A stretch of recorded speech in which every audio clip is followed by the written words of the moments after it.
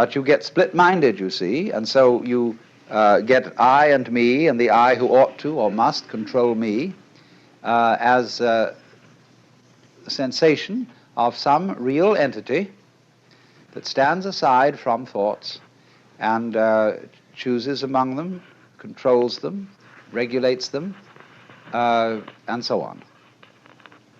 Actually, this is a way to have one's thoughts not controlled.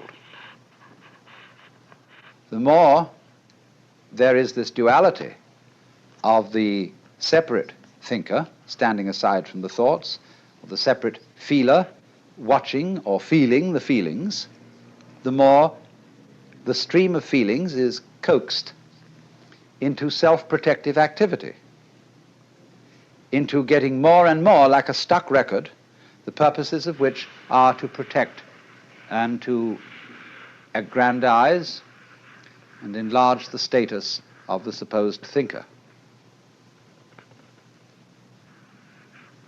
When Joshu, who was a Tang Dynasty Zen master, was asked, he had made some reference to the enlightened mind being like a mind of a child. And he said, well, what is the mind of a child? And he said, a ball in a mountain stream. Why? Thought follows thought instantaneously without interruption.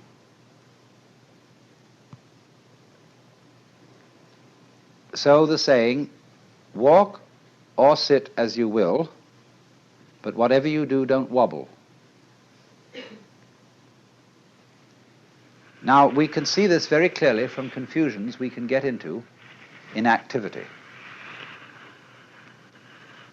I have just said we can see this very clearly from confusions we get into in activity. What kind of a statement is that?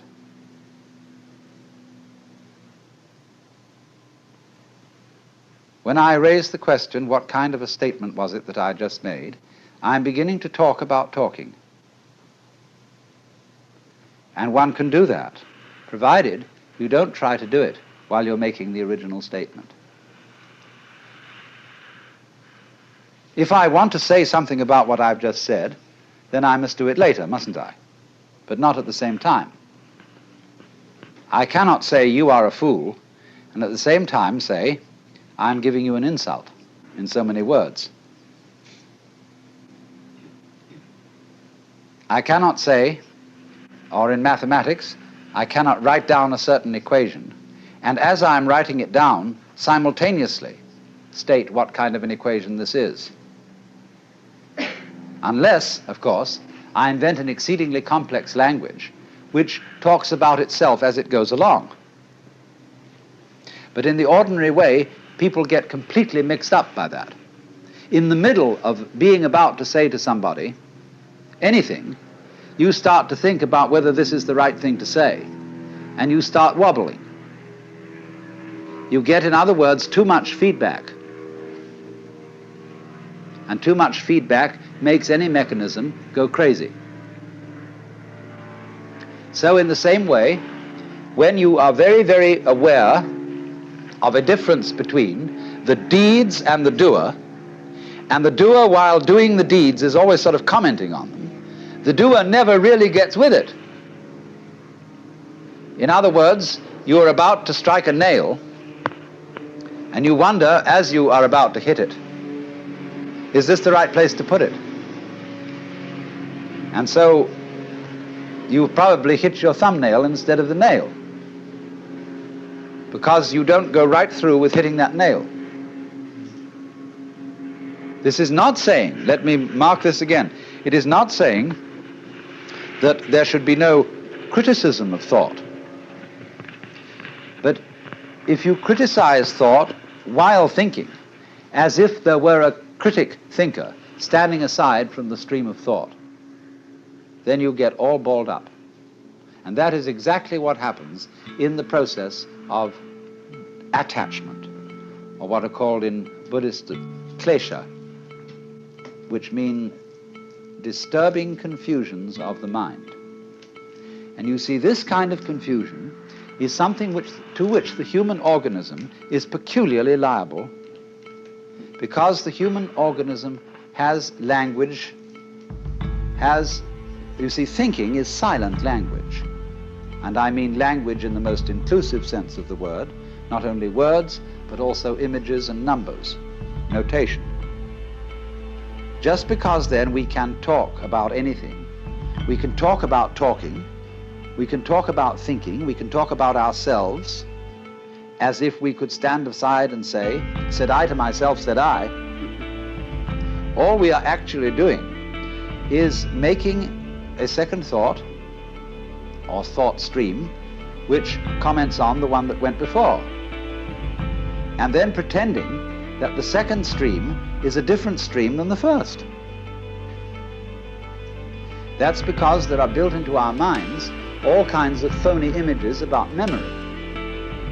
We think, for example, of memory by analogy with engraving. In order to remember something, we write it down. And so we have a flat and stable piece of paper, and we make marks on it with a pencil, and they stay there. So we begin to think, is mental memory something of the same kind? Is there something stable upon which the passage of thoughts makes an impression? We say, he impressed me very much. This was a lasting impression on my mind.